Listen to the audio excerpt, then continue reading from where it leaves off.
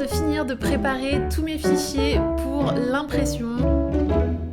Parce que oui, ouvrir une boutique sans illustration, ça va être compliqué.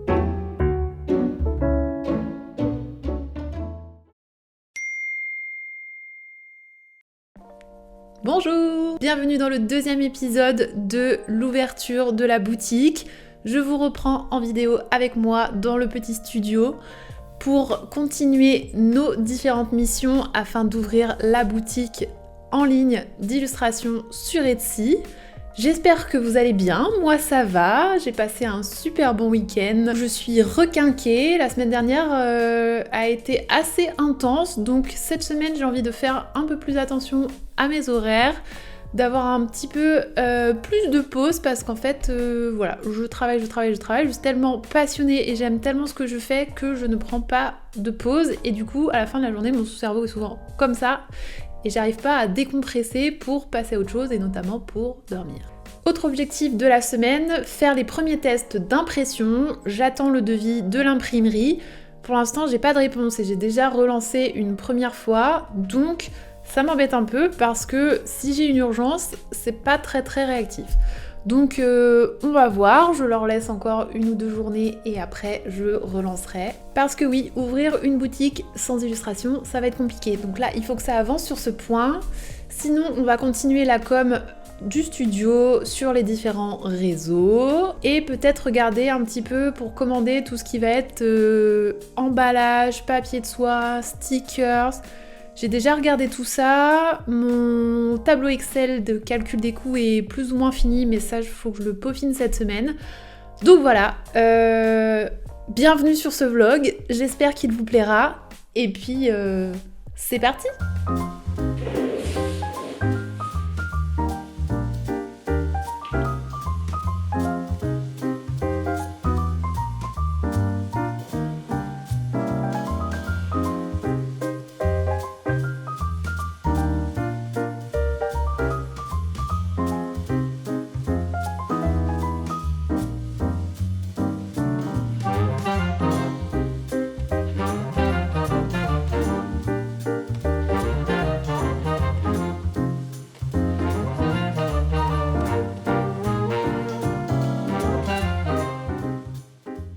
Alors aujourd'hui je vais préparer un nouveau reel pour Instagram et du coup je vais repartir de cette illustration qui est le coin créatif et la proposer en une petite animation où les différents éléments apparaissent les uns après les autres pour révéler le dessin final à la fin. Je l'ai déjà fait, c'est assez rapide à faire mais il y a juste une petite manip à faire au début qui est de remettre le dessin à la bonne taille parce qu'en fait il n'est pas du tout au format pour un reel. Donc ce que je fais c'est que je le sélectionne et je le duplique. Donc voilà, maintenant j'ai mes 2 bureaux, je vais bien sûr le renommer pour ne pas le confondre avec l'autre et modifier mon fichier original, ce serait un peu bête.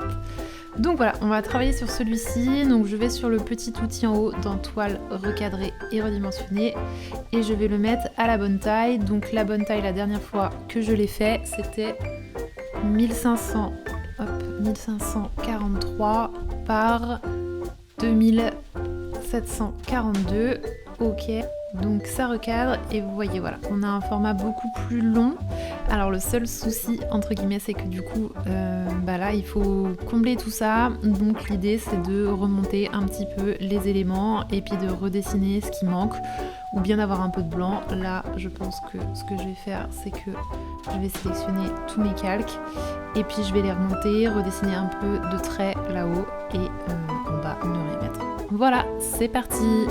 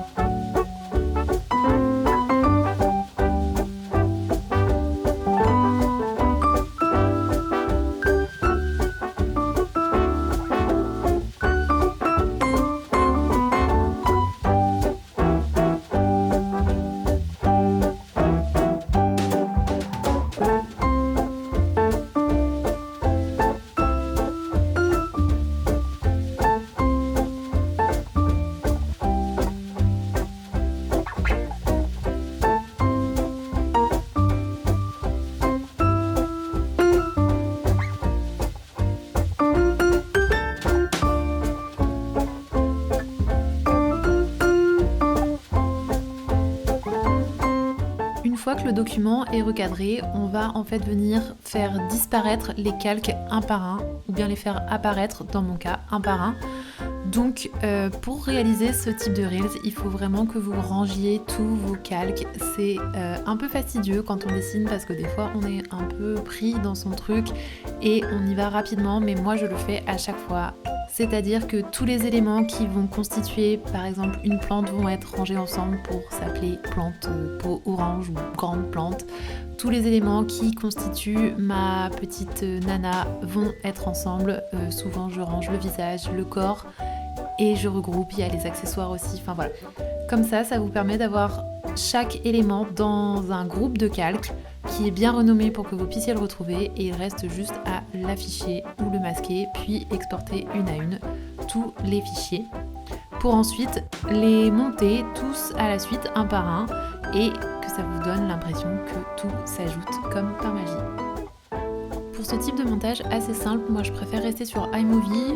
Je commence à maîtriser un peu Premiere, mais voilà, il n'y a pas besoin de grand chose, il suffit juste d'importer les fichiers et de les couper, les mettre tous à la suite et d'exporter. Donc voilà, très très simple, iMovie est parfait pour ça.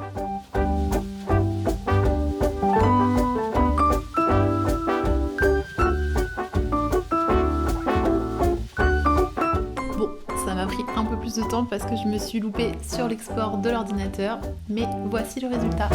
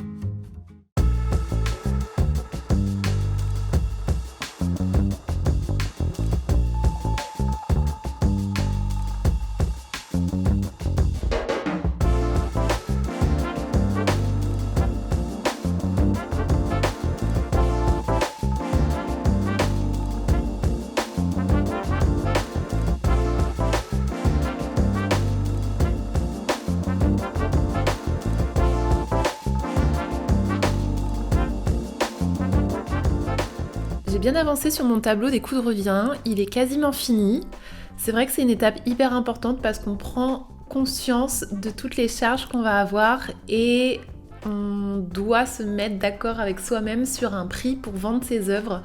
Et c'est vrai que c'est pas du tout évident de savoir... de connaître et de trouver le juste prix entre je me rémunère assez et je ne vends pas assez ou je vends trop cher. Voilà, c'est assez délicat, mais ça permet quand même de se mettre bien au clair sur toutes nos dépenses, toutes nos charges. Donc moi je vais avoir des charges liées à Etsy parce que j'ai décidé de vendre sur Etsy. Je vous en ai pas beaucoup parlé de ce choix, mais en fait comme je débute et que je sais pas du tout si ça va marcher, je me suis dit que ce serait plus simple de commencer sur Etsy, déjà parce que c'est une plateforme qui est toute faite, donc on a quand même le confort d'avoir juste à mettre ses produits dessus, créer la fiche et ensuite voilà, tout est hébergé, tout est disponible directement. Le souci d'Etsy, c'est tout à fait normal vu que c'est une plateforme qui propose un service, mais ils prennent des frais et ce sont des frais qui sont assez élevés. Donc en fait, ces frais, il faut les prendre en compte dans le prix de vente. Et c'est vrai que c'est pas facile sur des tout petits objets comme par exemple les cartes postales que je peux pas vendre très très cher parce que ça reste une carte postale et j'ai pas envie de vous vendre ma carte postale 10 € pour être vraiment rentable. Donc du coup voilà, il faut que je trouve le prix entre je gagne de l'argent mais en même temps vous c'est pas trop élevé à acheter parce que moi-même j'achèterais pas une carte postale qui est trop élevée donc voilà. Du coup Etsy, voilà les frais d'Etsy. Ensuite il va y avoir tout ce qui est cotisation sociale parce que forcément quand on est auto-entrepreneur on doit payer ses cotisations sociales. Et puis il y a la partie impôts parce que voilà je dois payer des impôts aussi. Donc tout ça doit être pris en compte dans le prix de vente. Donc pour vous en fait vous voyez le prix final mais moi dedans il y a toute une partie qui va... Mince, je recommence. Donc vous, sur la plateforme, vous voyez le prix final, mais en fait, dans ce prix, tout ne me revient pas. Il y aura toute une partie qui va partir chez Etsy, dans les cotisations sociales, dans les impôts, et puis il y a toute une partie qui sert à me rembourser ce que j'ai déjà payé, donc les impressions, le matériel d'envoi, à payer mon temps aussi. Il y a les frais d'envoi qui sont à prendre en compte. Enfin voilà, c'est un peu de calcul, de jonglage entre les différentes... J'ai pas les mots, c'est pas grave, vous avez compris. Bref, tout ça pour dire que j'ai bien avancé et c'est très chouette pour finir la journée. Voilà! Je viens de finir de préparer tous mes fichiers pour l'impression. L'imprimerie m'a renvoyé ce matin toutes les caractéristiques techniques avec les fonds perdus, le profil colorimétrique, etc. etc. Donc là j'ai tout préparé sur InDesign avec tous les paramètres qu'il faut. Je suis heureuse d'avoir fait des études en communication parce que sinon j'aurais été complètement perdue. Donc là ça va, les notions de fonds perdus, de marge, impression CMJN, les colorimétries, etc. Ça me parlait. Mais bon, j'ai quand même dû faire quelques petites recherches pour être vraiment sûre que je me plantais pas. Et donc là, je vous avoue que j'ai un sentiment hyper particulier de stress, à la fois d'excitation et de peur. Enfin, c'est trop bizarre. Parce qu'en fait, là, ça devient concret. Je vais imprimer mes illustrations, je vais les voir. Et donc, la prochaine étape, ce sera de les imprimer en plusieurs exemplaires pour que vous puissiez les avoir chez vous. Enfin voilà, gros syndrome de l'imposteur. Je me dis mais qu'est-ce que tu fais? Enfin, tu sors de nulle part, il y a plein d'autres gens qui le font mieux que toi. Enfin, bon voilà, je me pose plein de questions. Enfin bon voilà. Donc le syndrome de l'imposteur, j'essaye de le mettre au placard, de le laisser de côté et franchement c'est pas facile du tout. Mais je tiens bon parce que franchement ce projet m'anime trop et je prends tellement plaisir et je m'amuse et c'est ce qui compte, il faut s'amuser dans la vie. Donc voilà, il fait beau cet après-midi, je vais aller à Bureau Vallée parce que j'ai vu des enveloppes pour les envois de cartes postales qui ont des couleurs très sympas. Je les ai vues sur le site donc j'aimerais bien voir si elles sont en magasin juste pour vérifier la couleur parce que des fois entre le site et la vraie enveloppe il peut y avoir des décalages. Et puis ensuite, vu qu'il fait beau, j'irai bien en centre-ville, peut-être me poser dans un café pour continuer de travailler. Je me dis ça me permettrait de sortir un petit peu de ma maison et du studio, ça me ferait du bien. Donc voilà, je vous emmène avec moi, on est parti.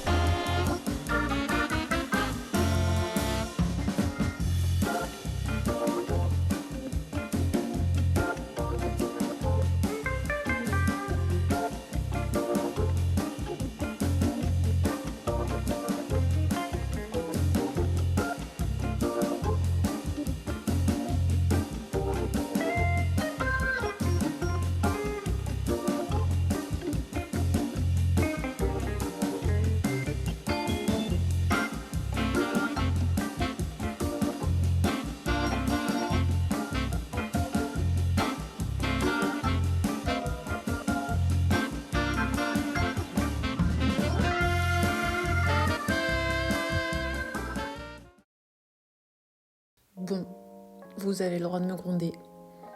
J'avais dit en début de vidéo que je ferais des pauses et en fait il est 23h et je viens de faire 2 heures de montage. Vous me voyez en pilou, pas coiffée dans mon lit. C'est aussi ça la vraie vie, des fois, souvent, travailler en pyjama le soir parce que j'ai envie et que j'arrive pas à m'arrêter. Bon, allez, je vais regarder une petite vidéo YouTube et je vais me coucher et on se retrouve demain. Bonne nuit!